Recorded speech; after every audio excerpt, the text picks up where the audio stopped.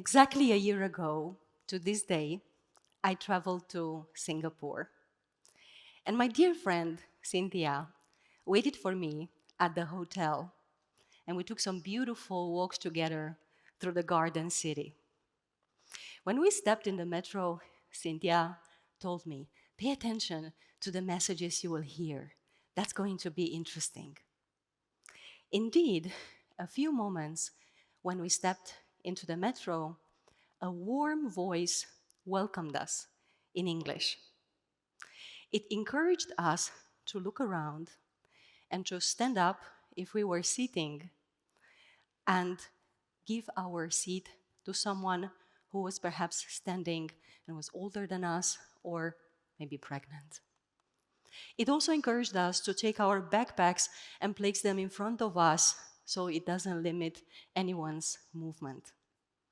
The same message was then repeated in Mandarin Chinese, Malay, and Tamil. And the same message was printed on posters that were placed in the spaces usually dedicated to advertising. All these messages were sharing one thought, that we need to be caring and compassionate to each other. What a wonderful way to build an inclusive, diverse, and caring society, I told myself. A few months later, I traveled to London for yet another conference. And there I met my friend Simone. And we were talking, I was sharing my experience in Singapore. And he told me, you know, I wonder how our life here in London could be. Here, what we hear in the metro is rather fear. See something, say something, sort it. I really wonder how we would feel together if we were encouraged to be more caring and compassionate for each other as well. And that's when it clicked for me. My friends helped me realize that this is exactly how spaces work. Spaces shape our emotions. When we enter a new space, we are shaped by that space. But at the same time, we are shaping that space. From the metro we take each day to work, to a convention center we visit from time to time, we can either join a space in which we feel open and tolerant and smiling to each other, or a space in which we are distant and afraid and reserved towards each other. Essentially, every space we enter is a community space. And that's what I want to share with you today. I should know something about communities. You see, I was born in a small village in Transylvania, Romania, in December 1981. And the 80s were a very difficult time for my home country. Those were the darkest years of communism. And we had barely anything. We were allowed to have maximum 2 hours of electricity per night. And personally, I learned to write by the candlelight. We were allowed as a family to own maximum 12 chicken, 1 pig, and 1 cow. If the cow had a calf, we were supposed to donate it to the cooperative. If you dared to slaughter the calf for meat, you would end up in jail. Food was rationed, and there was this general sense of dread, of fear, of terror, of thinking, saying, or doing the wrong thing. Those were the years when I grew up. But at the same time, we had each other. My grandfather Isidore, he was a folk singer and a drummer. And each year, he would invite the men from our village to our house before Christmas to train Christmas carols together. And then on Christmas Eve, they would travel door to door to bring the joy of Christmas to the people waiting for them by the candlelight. My grandfather passed away when, in January 1990, just 1 month after the Romanian Revolution. And my grandmother used to say that he was so happy that communism collapsed that his heart simply couldn't take it. But my father continued in the tradition. My dad worked really hard when I was a child to provide for our family. When he retired, he got engaged with the village church administration. And he also continues to join the drummers from our village and sing Christmas carols and travel door to door in the Christmas Eve to bring people from the village joy.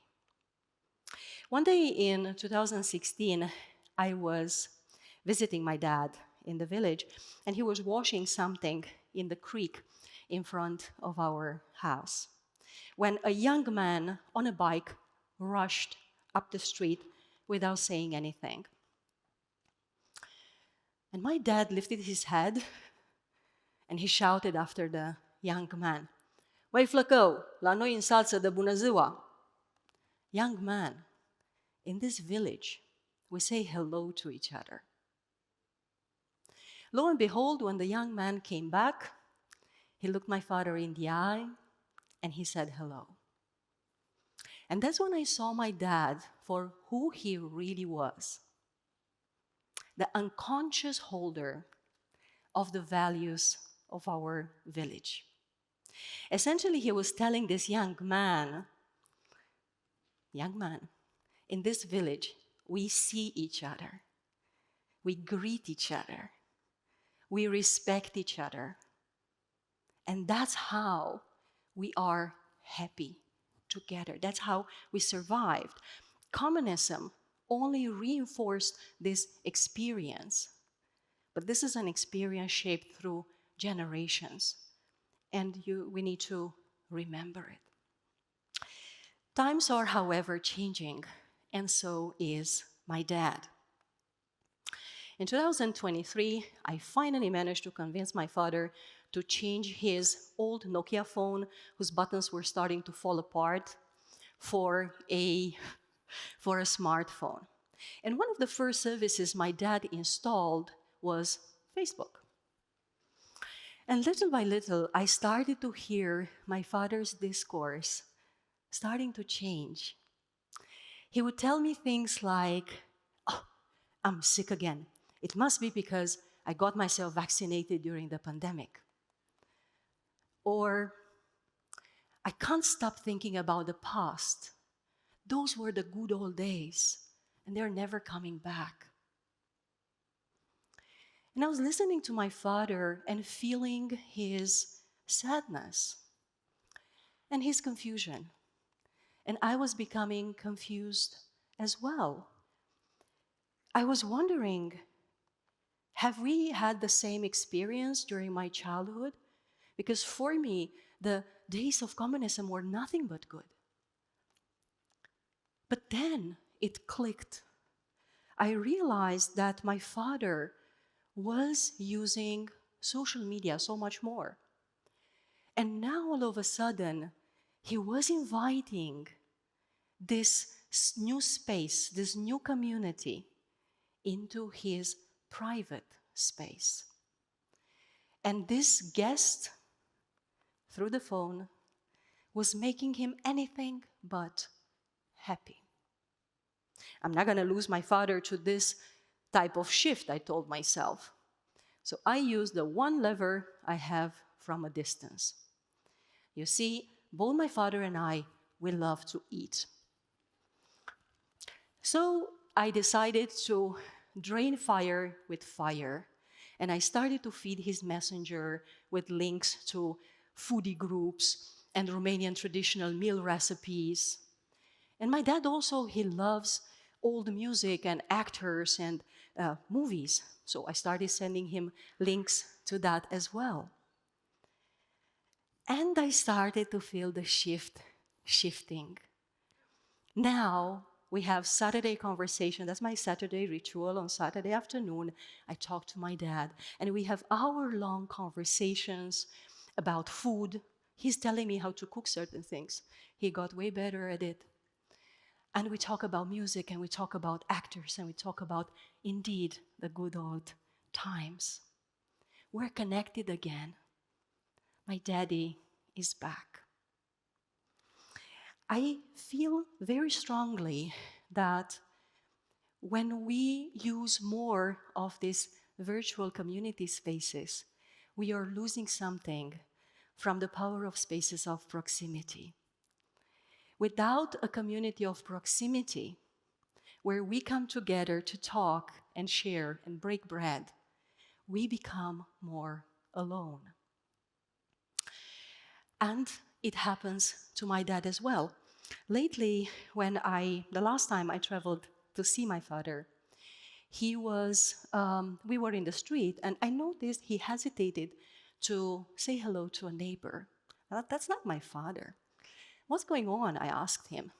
And he said, they're putting all this crap on Facebook. And I don't agree with them. Okay.